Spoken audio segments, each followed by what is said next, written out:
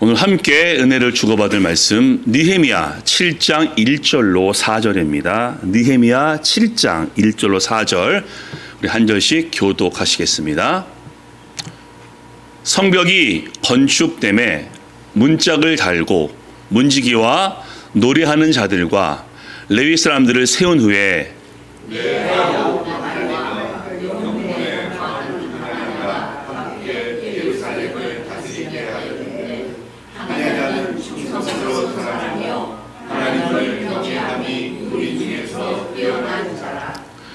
내가 그들에게 이르기를 해가 높이 뜨기 전에는 예루살렘 성문을 열지 말고 아직 파수할 때 곧 문을 닫고 빗장을 지르며 또 예루살렘 주민이 각각 자기가 지키는 곳에서 파수하되 자기 집 맞은편을 지키게 하라 하였으니 그 주민은 적으며 가옥은 미처 건축하지 못하였음이니라. 아멘. 이 본문을 중심으로 해서 성벽이 건축됨에 라는 말씀을 나눠보겠습니다. 사랑하는 교회 가족 여러분, 성경을 읽으시다가 읽는 것이 멈칫하는 경우가 혹 있으시죠? 본문의 내용이 좀 지루할 때 아마 그럴 겁니다. 족보 같은 경우 아니면 민수기의 인구조사 같은 경우가 조금 지루하죠. 또 이런 경우가 있을 수 있습니다. 본문의 내용이 어려울 때 그러면요 두세 번 더 읽게 됩니다. 저 같은 경우도 이 설교를 준비할 때 무난하고 수월하게 설교가 준비되는 경우가 있습니다. 근데 어떤 분들은요 쉽지 않겠는데 라는 경우가 있으니 오늘 본문 같은 경우입니다. 오늘 읽으시면서 어떠셨나요? 그냥 읽는 것이라면요 그냥 수월합니다. 근데 이 본문으로 무슨 말씀을 증거할까라는 고민이 들었습니다. 그래서 그 다음 본문을 봤더니요 5절부터 끝절까지 무려 60절이 귀한 자들의 명단과 숫자입니다. 그래서 뛰어넘을 수 없게 되었고 하나님께 딴 주보다 더 제일 구했습니다. 하나님 이 본문으로 제가 무슨 말씀을 준비해야 되겠습니까? 라고 했는데 저게 어떤 깨달음을 주셨을까요? 드디어 느헤미야가 성벽을 재건합니다. 동생 하나니에게 예루살렘의 현실을 보고받은 뒤 9개월 후 아다사스다 왕이 갔다 와라 허락해서 예루살렘에 도착한 지 5개월 만에 그리고 성벽 재건을 시작한 지 단 50일 만에 성벽이 재건됩니다. 일사천리죠. 모두가 기뻐합니다. 백성들 우리가 안전한 곳에서 살 수 있게 되었고 이제 마음 놓고 예배할 수 있구나 라면서 환호성을 지릅니다. 느헤미야는요 하나님이 맡기신 사명 본인의 소망이 이루어졌습니다. 성벽 재건을 위해서 열심히 기도했는데 하나님이 이루어주셨죠. 하나님의 선한 손이 도우셔서 완성했다라고 고백합니다. 그러면 이제 페르시아로 돌아가면 되는 거 아닙니까? 아다사스다 왕이 그 성벽 재건을 위해서 임시로 보낸 것이고 성벽이 재건되었으니까 돌아가면 될 터인데 예루살렘에 더 머뭅니다. 왜 더 머물까요? 오늘 설교 제목이죠. 성벽이 건축됨에 할 일이 더 있었기 때문입니다. 그래서 오늘 성벽이 건축됨에 라는 설교 제목으로 느헤미야가 성벽을 쌓은 후에 무엇을 더 했는지 나누길 소망하며 특별히 이번 주 이 본문을 준비하면서 전 또 한번 하나님의 선한 손을 느낄 수 있었고 하나님의 놀라운 은혜를 깨닫게 되었으니 그것이 무엇일까요? 첫 번째입니다. 성벽을 쌓은 후도 중요합니다. 아멘. 자, 그 다음 말씀 보시겠는데요. 성벽이 건축됨에 문짝을 달고 문지기와 노래하는 자들과 레위 사람들을 세운 후에 네아우 하나니와 영문의 관원 하나냐가 함께 예루살렘을 다스리게 하였는데 하나냐는 충성스러운 사람이요 하나님을 경외함이 무리 중에 뛰어난 사람이라. 아멘. 성벽이 건축됐죠. 근데 뭐 합니까? 문짝을 달죠. 왜 달았을까요? 성벽만 건축되었지만은 문이 없으면요 불완전하죠. 그래서 문짝을 달게 합니다. 현실적인 조치죠. 또 뭐 하죠? 성벽 문짝을 지키는 문지기를 세웠고요. 노래하는 자들과 레위 사람을 세웁니다. 왜요? 예배하기 위해서. 하나님께 제사하며 영광 돌리기 위해서 영적인 조치도 취합니다. 또 세 번째는요, 하나니와 하나냐를 세워서 다스리게 합니다. 어떤 일이죠? 행정적인 조치. 이걸 위해서 느헤미야는 예루살렘에 더 머뭅니다. 성벽이 쌓아진 후에 곧장 돌아갈 수 있었지만은 현실적으로, 영적으로, 행정적으로 조치를 해야 되기 때문에 더 머물러서 그 일을 합니다. 왜? 성벽을 쌓는 것도 중요하지만 성벽을 쌓은 후도 중요하기 때문에 느헤미야는 하나님의 은혜 가운데, 도우심 가운데 영적 조치, 행정적 조치, 현실치를 모두 다 완수합니다. 제가 지난주에 우리 인생은 성벽을 쌓는 것이다 라고 말씀을 드렸죠. 맨 땅에서 돌을 쌓아서 성벽을 쌓을 수도 있고요. 쌓다 보다 성벽이 무너지는 경우, 다시 복구하는 경우도 있을 겁니다. 어찌되었건 우리 모두가 성벽을 다 쌓았습니다. 그럼 그 다음에 뭐 해야 되는 겁니까? 성벽을 쌓은 후도 중요합니다. 오늘 느헤미야처럼 더 열심히 살아야 되고, 세운 성벽을 잘 관리하고 유지하기 위해서 문짝도 달고 행정적으로 조치도 취하고 또 열심을 다해야 됩니다. 성벽을 쌓았으니까 다 됐구나 라고 방심하는 순간 성벽이 무너질 수도 있습니다. 세상에 이런 말이 있죠. 샴페인을 너무 빨리 터뜨렸다 라는 말이 있죠. 성벽을 쌓은 다음에 다 했어, 충분해 라고 방심하는 순간 그 성벽이 쉽게 무너질 수도 있습니다.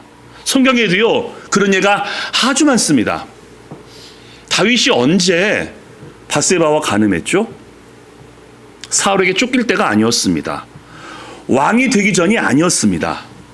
왕이 된 후, 모든 전쟁에서 승리한 후 범죄를 저지릅니다. 성경 말씀을 보니까요, 왕들이 출정할 때라고 나와 있습니다. 다윗이 전쟁에 참여해야 되는데 안 나갑니다. 이 정도면 됐어, 나 왕 됐고 전쟁에서 승리했어, 나 있을 거야 라고 성전에 머무는 순간 옥상에 올라가게 되었고, 옥상에서 밧세바를 보게 되면서 범죄가 시작됩니다. 그 다음은 아시죠? 솔로몬도요 처음부터 우상 숭배한 거 아니었습니다. 처음에는요, 하나님, 내가 하나님과 백성을 잘 섬기고 싶으니 지혜를 주옵소서 라고 했던 사람입니다. 근데 성전을 짓고 왕궁을 짓고, 성경은 증거하죠. 솔로몬의 지혜와 재산이 세상 모든 왕보다 더 컸다라고 인정하는 순간 솔로몬이 몰락합니다. 이 정도면 됐어, 충분해 라고 방심하게 되고 수많은 여인을 아내로 맞이하고 우상 숭배가 시작됩니다. 바로 이게 문제라는 겁니다. 그리고 우리가 주위에서나 뉴스를 보시면 많이 보시지 않습니까? 사람들이 몰락하는 순간은요 정상에 오른 다음입니다. 정상에 올라갈 때까지는요 한눈을 팔 수가 없거든요. 목표가 있기 때문에 열심히 전진하는데 정상에 오르는 순간 한눈을 팔기 시작합니다. 뭐가 있을까? 내가 뭘 즐길 수 있을까? 라고 한눈을 파는 순간 몰락하게 됩니다.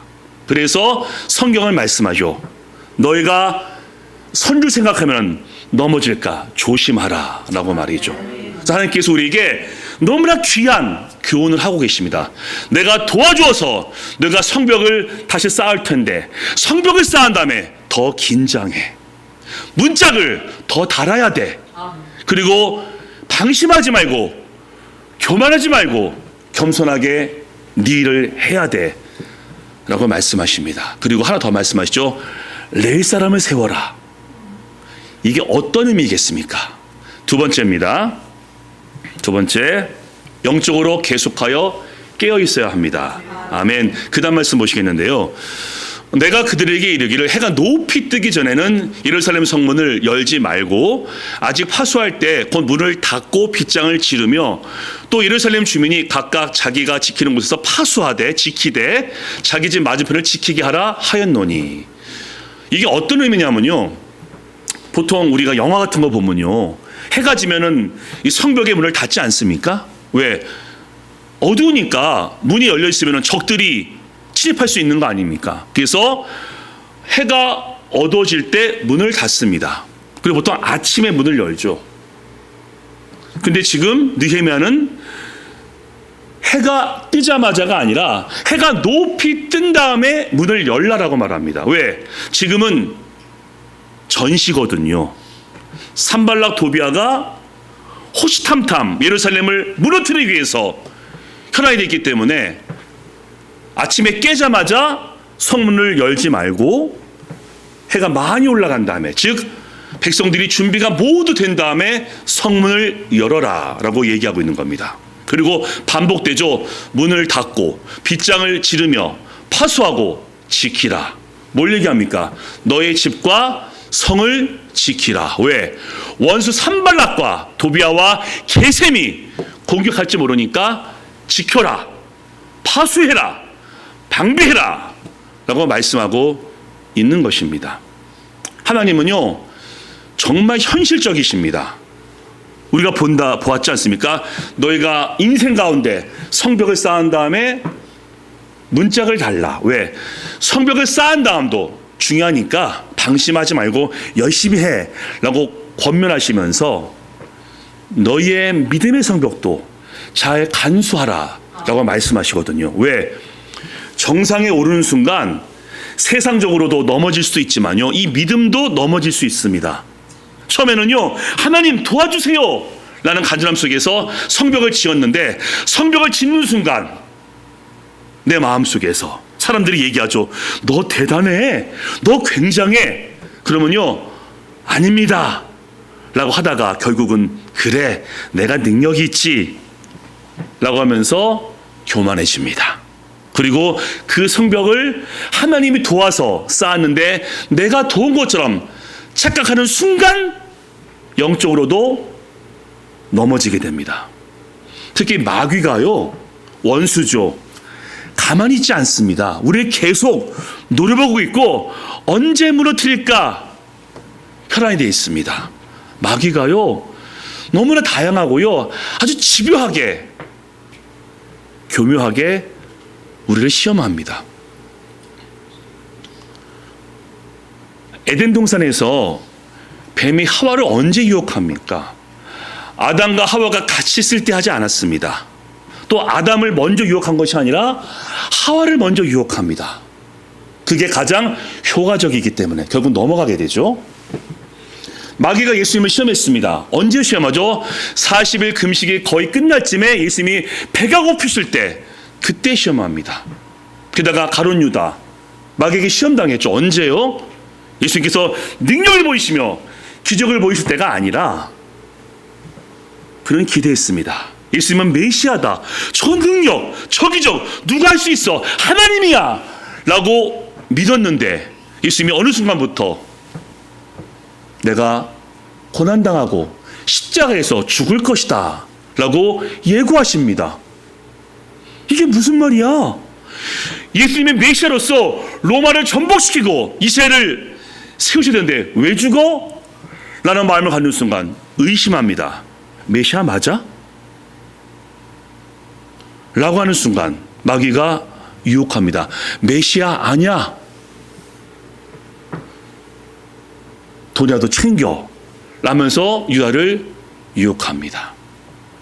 바로 이 부분이 우리에게 하나님이 교훈하시는 부분입니다.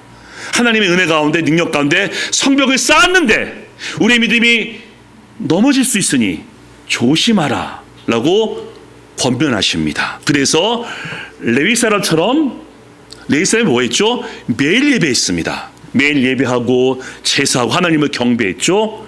그와 마찬가지로 우리는 성벽을 쌓는 과정이건 성벽을 쌓은 후던 혹 성벽이 무너졌을지라도 우린 예배하고 하나님을 경배하고 기도해야 됩니다. 특별히 힘들면 힘들수록 더 예배해야 됩니다. 아까 말씀드렸죠. 마귀가요, 우리가 잘 나갈 때 유혹하기도 하지만요, 우리가 힘들 때, 마음이 흔들릴 때, 의심할 때 더 집중 공략하거든요. 그래서 우리는 아예 우리 영혼 속에 아주 각인을 시켜야 됩니다. 내가 힘들면 힘들수록 더 예배하자. 내가 마음이 흔들리면 흔들릴수록 더 기도하자라고 마음을 가지셔야 됩니다. 그래야 마귀가 유혹해도 예수의 이름으로 그것을 이길 수 있는 것입니다. 아멘. 그래서 우리 모든 교회 가족분들, 오늘도 내일도 믿음의 성벽을 견고히 쌓아서 마귀가 유혹해도 주님의 이름으로 이기시기를 주님의 이름으로 축복합니다. 아멘. 오늘 세 번째가 저한테 주신 가장 큰 깨달음입니다. 첫 번째, 두 번째 보면서 은혜가 됐습니다. 성벽을 쌓은 다음에 더 열심히 살자. 그리고 믿음의 성벽도 같이 쌓자.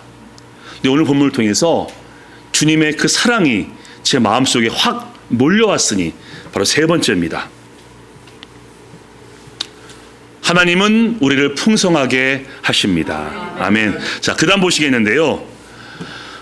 그 성읍은 광대하고 그 주민은 적으며 가옥은 미처 건축하지 못하였음이니라. 저게 어떤 의미일까요? 성벽은 지금 재건됐습니다. 근데 느헤미야가 보니까 성읍은 광대한데 주민은 적다, 이렇게 얘기하죠. 주민이 적으면은 어떤 경우가 발생하는 겁니까? 이 남은 주민들이 성벽도 계속 유지해야 되고 원수도 방비해야 되고 농사도 지어야 되는 그 모든 것을 다 해야 되는 겁니다. 숫자가 많으면은 분담하면 되는데 백성이 적으니까 그 백성들이 많은 일을 감당해야 되니 지치고 피곤하고 힘들겠죠. 느헤미야가 그걸 안쓰러워하는 겁니까? 성읍은 광대하고 주민은 적으니 남은 주민들이 힘들겠구나 라고 느헤미야가 안쓰러운 마음을 갖는 거죠. 그리고 또 나왔죠. 가옥은 미처 건축하지 못하였다. 집이 별로 없는 겁니다. 대부분이 살 집이 없는 거죠. 성벽은 멋있게 재건되었는데 백성들은 살 집이 없는 겁니다. 느헤미야가 그것을 안타까워하는 겁니다.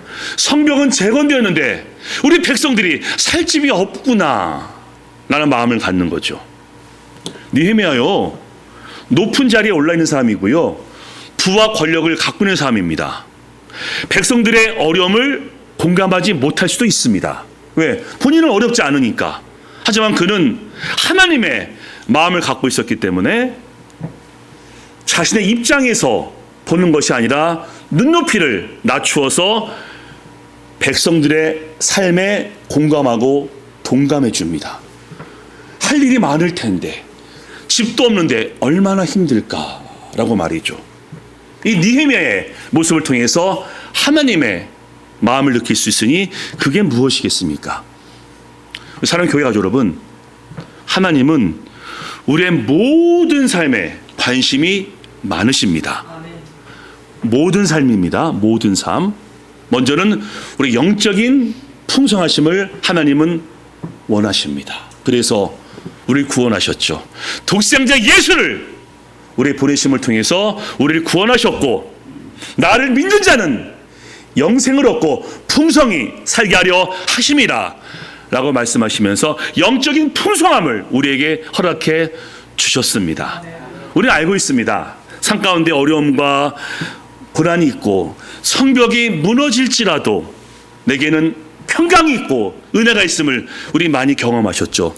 영적인 충만, 그리고 하나님도 주민은 적으며 가옥은 건축되지 못했다는 우리 현실도 하나님은 관심이 많으십니다. 그래서 우리 아버지 하나님은요, 우리가 이 땅에서 풍성하며 번영을 누리며 복되기를 원하십니다. 그래서 아브라함도 이삭도 야곱도 요셉도 모두 형통했죠. 그리고 우리가 살아가면서 고전할 때가 있습니다. 사람들한테 따돌림 당할 수도 있고요. 인생 어려움을 당했을 때 하나님은 우리를 도와주십니다.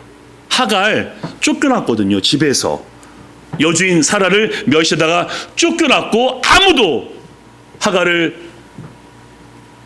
신경 쓰지 않을 때 하나님은 하갈아 라고 불러주시고 그녀에게 물을 허락해 주십니다.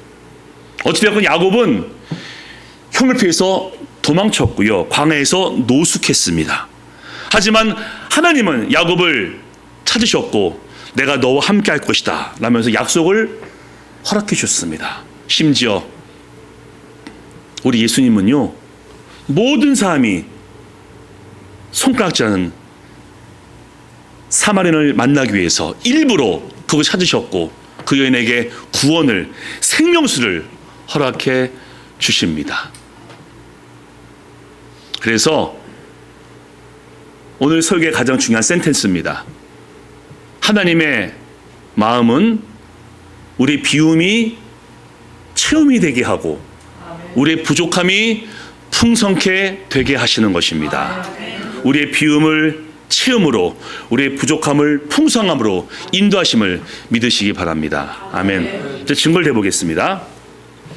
천지창조에 대한 창세기 1장 말씀이 있는데요.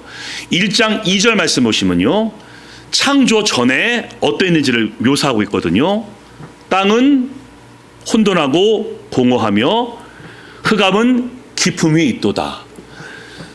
창조 전에는요, 공허, emptiness 다 비어 있었고요, 어두웠습니다. 그게 창조 전의 모습이거든요. 하나님께서 뭘로 채우시죠? 빛이 있으라 채워주십니다. 그리고 하늘로 채우시고 바다로 채우시고 육지, 동물, 식물로 채우셔서 비어있던 모든 세계를 가득가득 채워주십니다. 그리고 인간을 창조하시고 말씀하시죠. 생육하고 번성하라. 이 모든 것이 너의 먹거리가 될 것이다 라고 말이죠. 우리 현실과 삶에 대해서 관심이 많으시고 채우십니다. 무엇보다 우리가 죄로 인해서 공허함과 절망 속에서 살다가 멸망당할 수밖에 없었는데 하나님은 우리를 영적으로 채우시고 영적으로 풍성하게 인도하셨음을 믿으시기 바랍니다. 아멘. 그 증거가 뭐죠? 예수님을 이 땅에 보내주십니다. 아멘. 우리 인간이 목자 없는 양같이 방황하자 불쌍히 여기시고 예수님이 인간으로 이 땅에 오셔서 우리의 목자가 되어주시고 임마누엘, 하나님이 너희와 함께 있다 라고 증거해 주십니다. 그리고 이 십자가 보이시죠? 이 십자가는요, 하나님의 은혜의 클라이막스입니다. 우리는요, 죄인이기 때문에 멸망받을 수밖에 없었고요, 계속해서 혼돈과 어둠과 공허함 속에서 인생을 살 수밖에 없었고 결국은 심판. 예수님께서 십자가에서 죽으심을 통해서 우리를 그 죄와 어둠과 공허에서 건져내어서 하나님의 자녀가 되게 하셨습니다. 더 이상 어둠의 자녀가 아니라 빛의 자녀이며 하나님의 자녀로 이 십자가에서 화목하셨음을 믿으시기 바랍니다. 아멘. 우리의 공허했던 마음이, 우리의 비어있던 마음이 십자가 은혜로 채워지게 되는 그 영광을 예수님께서 우리에게 허락해 주셨습니다. 그리고 부활하셨죠.